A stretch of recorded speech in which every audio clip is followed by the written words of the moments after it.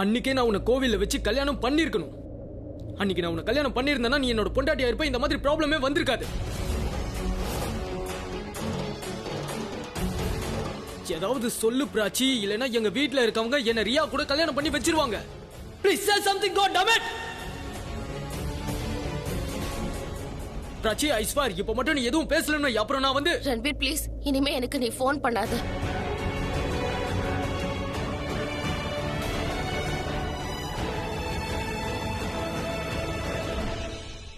என்னாச்சு? என்ன சொன்ன பிராச்சி? அவ எதுவும் சொல்லல. எதுவும் சொல்லலையா? அவ நான் பேசுறத கேட்டுட்டு மட்டும்தான் இருந்தா. எனக்கு செம்ம கோவம் வருது. ப்ரோ, என்ன பைத்தியமா உனக்கு? ஏன் இப்படி எல்லாம் பண்ற? என்னால எதுவும் செய்ய முடியலன்ற கோவம் தான். அன்னைக்கும் என்னால எதுவும் பண்ண முடியல, இன்னைக்கும் எதுவும் பண்ண முடியல என்னால. என்னோட வாழ்க்கையில நான் பண்ண பெரிய தப்பே அன்னைக்கு நான் பிராச்சியை கல்யாணம் பண்ணாம போனது மட்டும்தான். அன்னைக்கே நான் எதையும் யோசிக்காம அவளோட நெத்தியில குங்குமத்தை வச்சிருந்தா இந்நேரம் அவ என்னோட பொண்டாட்டி இந்த மாதிரி பிரச்சனையே வந்திருக்காது. லைஃப்ல மிகப்பெரிய ரிக்ரெட், நான் பண்ண பெரிய தப்பு அது நான் அவளை கல்யாணம் பண்ணாததுதான். அன்னைக்கு என்னோட மனசாட்சி பேச்ச கேட்டுட்டேன். எல்லாம் நல்லா போச்சு, நல்ல நேரம் இருந்தது, நல்ல முகூர்த்தம் இருந்தது, அன்னைக்கு எல்லாமே பெர்ஃபெக்ட்டா போயிட்டு இருந்தது. இப்ப நான் அவளதான் கல்யாணம் பண்ணிப்பேன். இப்பவும் அதே மாதிரி ஒரு செட்டப்பை ரெடி பண்ண போறேன்.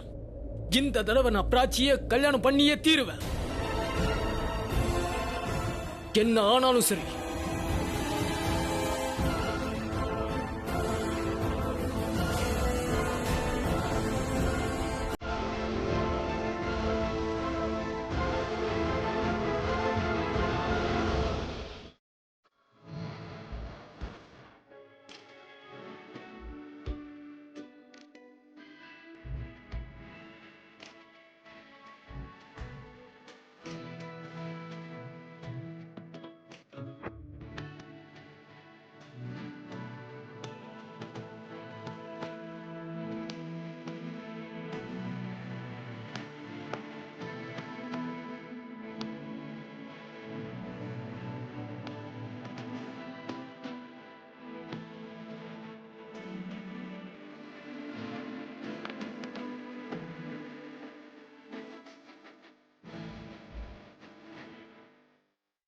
ஆமா ஆலியா, பையனும் ரொம்ப நல்லா இருக்கான்.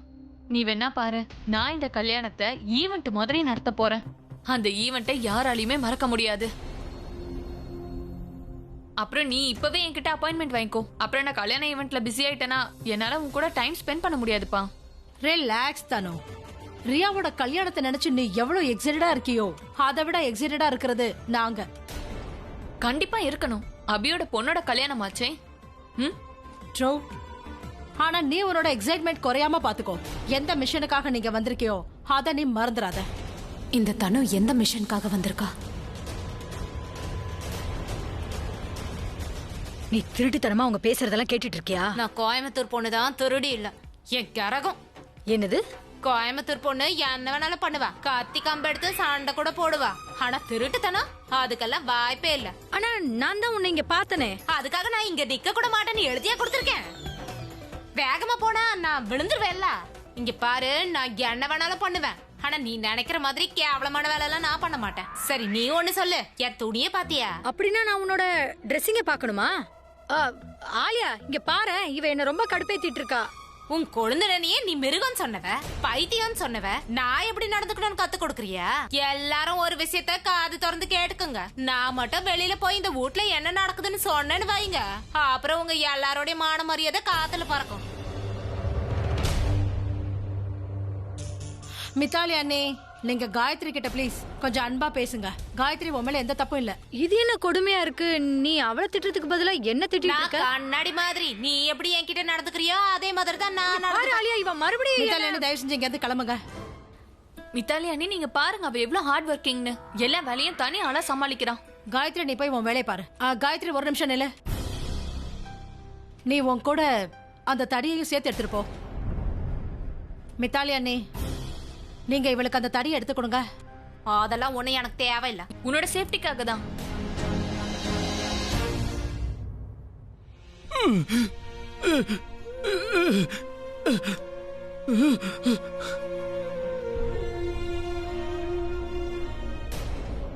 தனோ, நீயும் கூட போயிட்டு வா.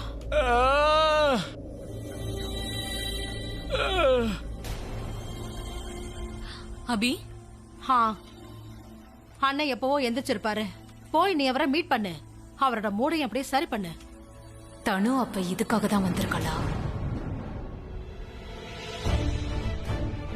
மித்தாலி அண்ணி, லேப்டாப்புக்கு ப்ளீஸ் சார்ஜ் போடுங்க, ஒரு வீடியோ கான்ஃபரன்ஸ் இருக்கு. ரியா எங்க ஆளையே காணுமே, எங்க அவ? அவ ரூம்ல தான் இருப்பா. நீ வேணா போயே. யா, நீ ரன்பீரை விட்டு விலக ஆரம்பிச்சிட்டேனா நான் உனக்கு ப்ராமிஸ் பண்ணி கொடுக்கறேன். நான் மீரா ஆண்டி டாட் கல்யாணத்தை நிறுத்திடுறேன். எங்க அம்மா மேல நான் வச்சிருக்கிற அன்பு ரன்பீர் மேல நான் வச்சிருக்கிற காதலை விட உயர்ந்தது. ஒருவேளை எங்க அம்மாவுக்கு அவங்க காதல் கிடைக்குதுன்னா நான் என் காதலை தியாகம் செய்ய தயார். இல்லம்மா, இது என்னோட வாழ்க்கை. என்னோட வாழ்க்கை சம்மந்தப்பட்ட எல்லா டிசிஷனையும் நான் தான் எடுப்பேன். கல்யாணம்ன்றது ரொம்ப பெரிய விஷயம். அதுவும் இல்லாமல் எனக்கு இந்த என்கேஜ்மெண்ட்ல சுத்தமாக விருப்பம் இல்லை. அன்னைக்கே நான் உன்னை கோவிலில் கல்யாணம் பண்ணி இருந்திருக்கணும். அப்படி கல்யாணம் பண்ணியிருந்தா இந்நேரம் நீ என்னோட பொண்டாட்டியா இருந்திருப்பா, இந்த ப்ராப்ளமே வந்திருக்காது. இப்ப நான் அவளைதான் கல்யாணம் பண்ணிப்பேன். அதே மாதிரி அப்படியே நான் ஒரு செட்டப்பை ரெடி பண்ண போறேன். இந்த தடவை நான் பிராச்சியை கல்யாணம் பண்ணியே தீருவேன்.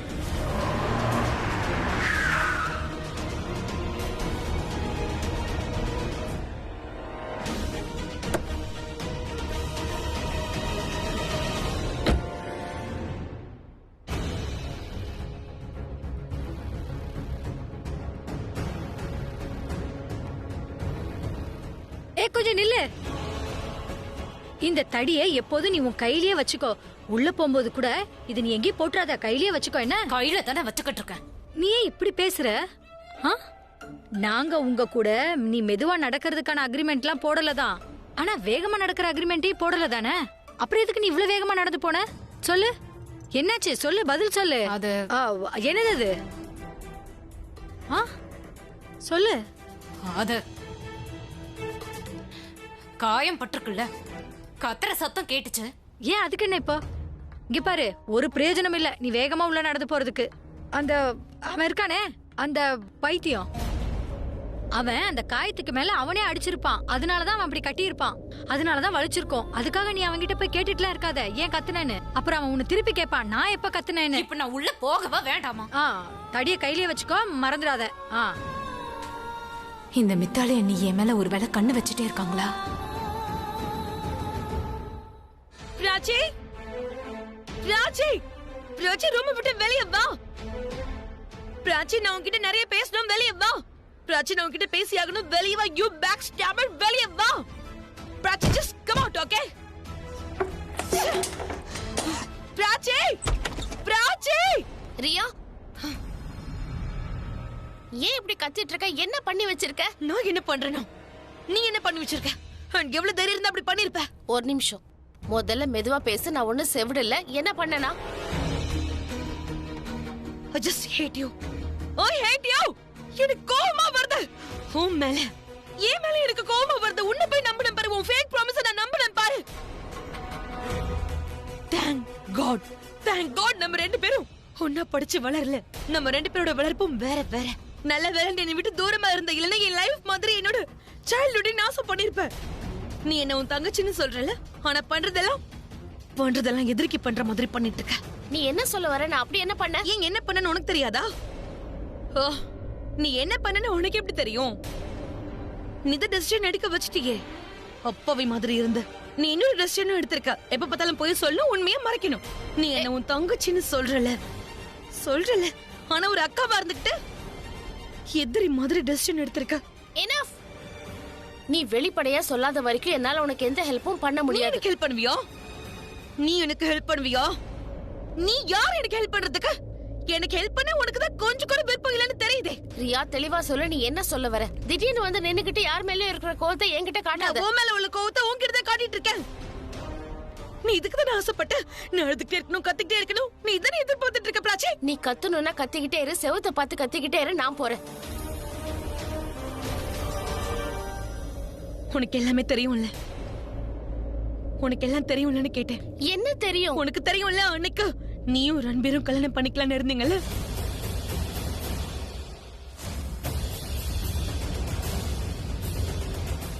ஞாபகம் இருக்குல்ல? அப்படி ஞாபகம் இருந்தா அப்புறம் ஏன் எனக்கு பண்ண ப்ராமிஸ மறந்த? Tell me. இங்க பாரு ரியா, உன் கோவம் புரியுது, ஐ அண்டர்ஸ்டாண்ட். ஆனா நடந்தது உனக்கு எதுவும் தெரியாது.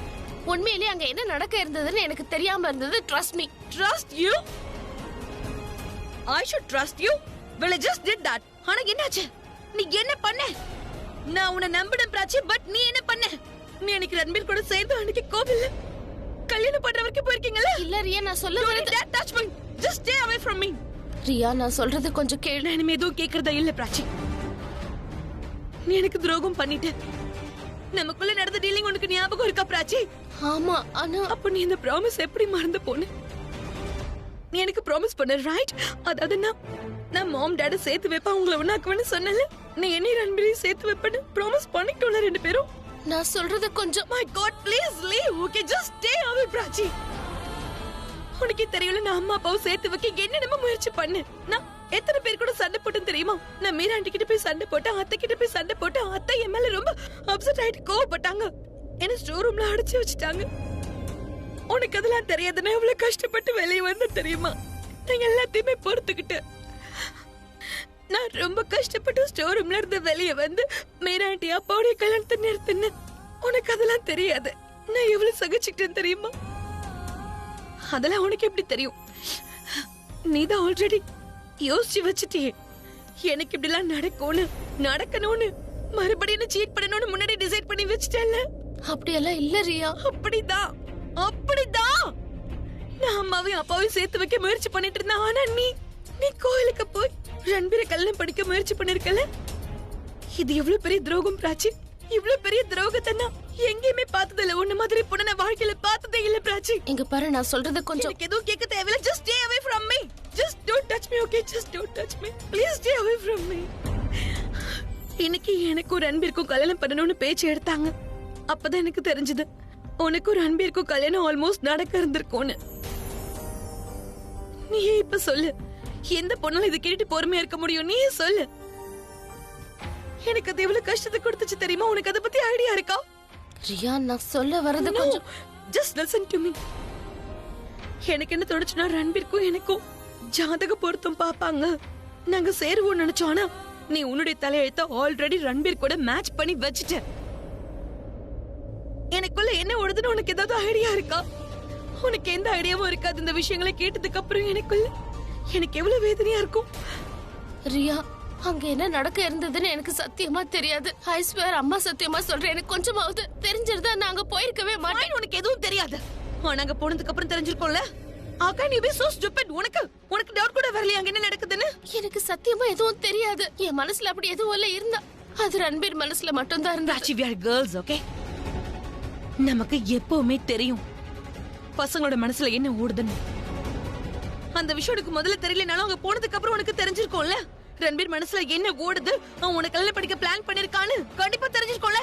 எனக்கு சத்தியமா தெரியாது ரியா. ரொம்ப கிளவரா அப்பாவி மாதிரி நடிக்கிற.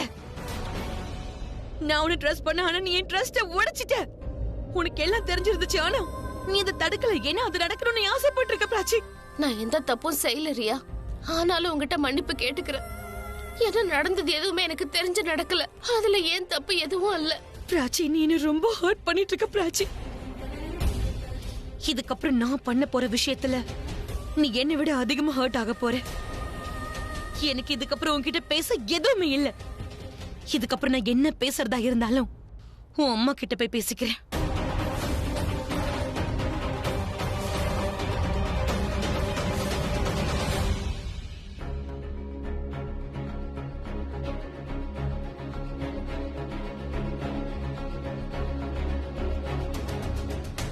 அம்மா, அம்மா, என்னம்மா ட்ரெஸ் இது?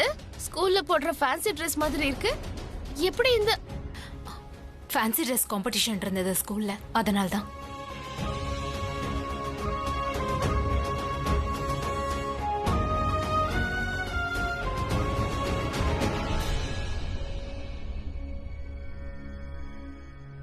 என்னாச்சுமா? எதுவும் ஆகல. நான் ஹவுஸ் டீச்சர்ல, அதனால இந்த மாதிரி ட்ரெஸ் எல்லாம் போட வேண்டியதா இருக்கு. நீ சாப்பிடுறியா? இந்த மாதிரி துணியா? சாரி, இது வேலை செய்யறவங்க போடுற துணி மாதிரி இருக்கு. என்ன வேலைக்காரி ஜாப்க்கு தான் நான் போயிட்டு இருக்கேன்.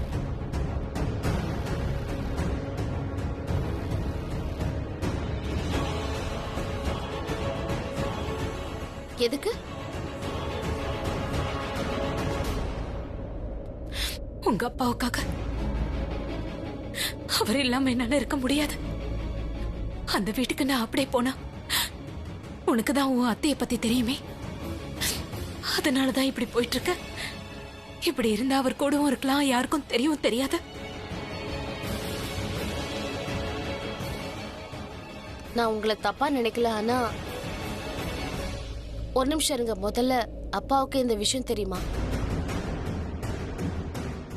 எல்லாத்தையும் சொல்ல தேவையில்லை. என்கிட்ட எதுவும் சொல்ல வேண்டாம். எனக்கு டென்ஷனா இருக்கு. என்னாச்சு? நான் எல்லாத்தையும் சொல்றேன். ஆனா இப்போதைக்கு ஒரு விஷயம் தெரிஞ்சுக்க. உங்க அப்பாவுக்கு என்னோட தேவை அதிகமா இருக்கு. நான் அவருக்கு வேணும். நான் அவர் பக்கத்துல இருக்க வேண்டியது ரொம்ப முக்கியம். ஒருவேளை அவருக்கு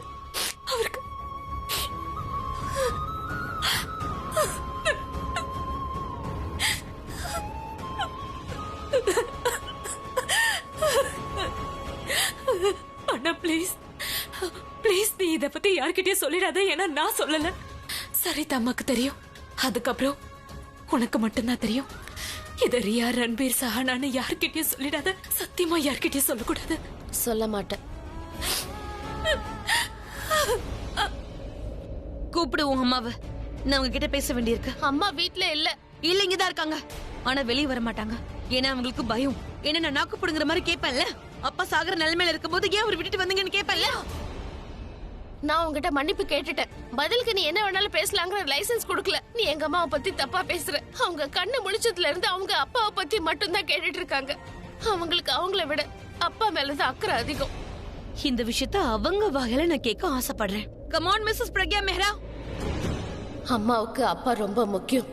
நான் ரியாவுக்கு அகேன்ஸ்டா போனா அவ அம்மாவுக்கு அகேன்ஸ்டா போயிடுவா. நான் என் கோவத்தை கண்ட்ரோல் பண்ணியே ஆகணும். வெளியே வாங்க பிரக்யா மெஹ்ரா. எங்க இருக்கீங்க? Where are you?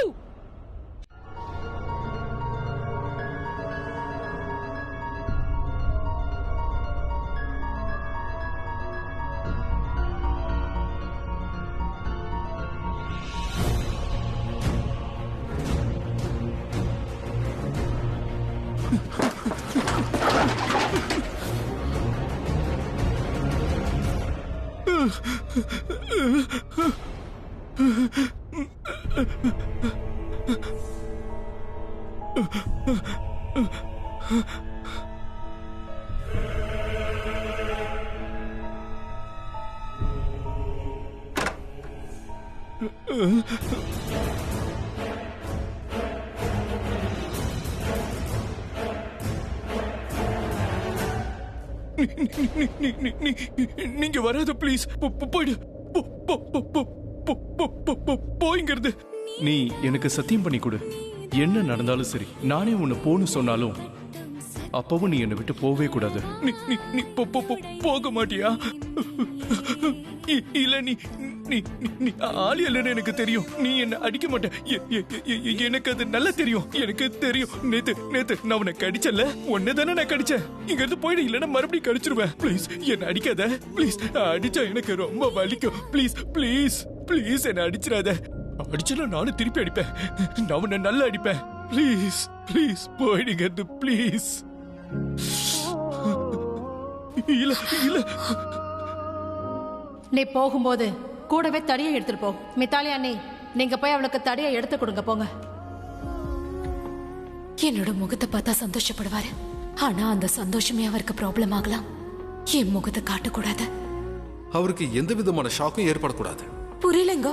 திடீர்னு ஏற்படுற சந்தோஷம் இல்லனா துக்கம் எதுவா இருந்தாலும் அது திடீர்னு ஏற்படக்கூடாது. நீ போயிட்டியா?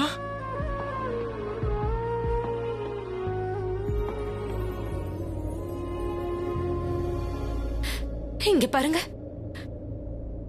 இந்த கொம்பு பார்த்தாதானே உங்களுக்கு பயம்? வேண்டாம் வேண்டாம் வேண்டாம் வேண்டாம். என்ன அடிச்சிடாத ப்ளீஸ். என்ன அடிச்சிடாத ப்ளீஸ். என்ன அடிச்சிடாத ப்ளீஸ். என்ன அடிச்சிடாத ப்ளீஸ். என்ன அடிச்சிடாத. நான் உங்களை அடிக்கலாம் மாட்டேன். சத்தியமா அடிக்க மாட்டேன். இல்ல நீ என்ன அடிப்ப. எனக்கு நல்லா தெரியும். ஆலியாவை என்ன அப்படிதான் அடிப்பா.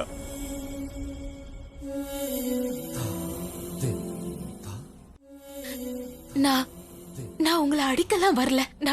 நான் உங்களோட பயத்தை போக்குறதுக்காக வந்திருக்கேன். அப்பதான் உங்களை யாராலையும் பயமுறுத்த முடியாத, நீங்களும் பயப்பட மாட்டீங்க. இந்த இந்த கொம்ப பார்த்து நீங்களும் இப்படி பயந்து ஓடி ஒளிய மாட்டீங்க. நீ என்ன அடிச்சிடாத ப்ளீஸ், ப்ளீஸ் என்ன அடிச்சிடாத, எனக்கு ரொம்ப வலிக்குது. உங்களை அடிக்கிறதுக்கு நீங்க எந்த தப்பும் பண்ணல. நீங்க என்ன பண்றீங்கன்னு உங்களுக்கே தெரியல. நீங்க கட்டாயத்துல இருக்கீங்க. உங்களுக்கு எதுவும் புரியலல்ல. உங்க நிலைமையையும் சூழ்நிலையையும் யாருக்கெல்லாம் புரியலையோ அவங்க உங்களுக்கு சொந்தமே இல்ல. அவங்களுக்கு உங்க மேல அன்பு இல்ல. நீங்க அவங்கள பார்த்து பயப்பட வேண்டிய அவசியம் இல்ல. ஆலியா உங்களுக்கு எடுத்து சொல்லி புரிய வச்சிருக்கணும், அடிச்சிருக்க கூடாது.